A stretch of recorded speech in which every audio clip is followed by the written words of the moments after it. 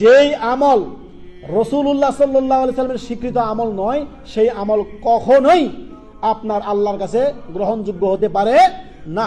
যতই আপনি বলেন, যেই আমলের স্বীকৃতি রাসূল সাল্লাল্লাহু আলাইহি সাল্লাম দেননি, মান আহদাসা ফি আমরিনা, ইসলামের নামে, ধর্মের নামে নতুন নতুন ইবাদত বন্দিকে আপনি চালু করবেন যা রাসূল করেননি, সেগুলো বিদআত, পরিত্যক্ত, এগুলো কখনোই আল্লাহর কাছে গ্রহণযোগ্য নয়। অন্য এক রায়াতে আপনার মুসলিম শরীফে রয়েছে, নবী সাল্লাল্লাহু আলাইহি সাল্লাম বলেন, মান আমিলা আমালান লাইসা আলাইহি আমরুনা ফাহুয়া রাদ্দুন, রিজেক্টেড।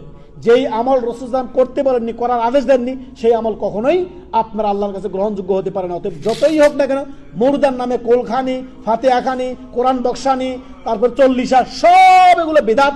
অতএব বিদআত পরিত্যাজ্য।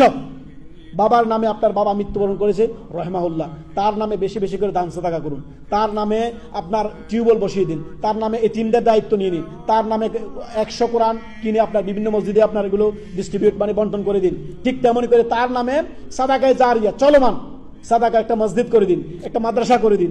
এমন কিছুতে সে কিয়ামত পর্যন্ত নেই কিভাবে কবরে শুয়ে শুয়ে, এইগুলো করুন।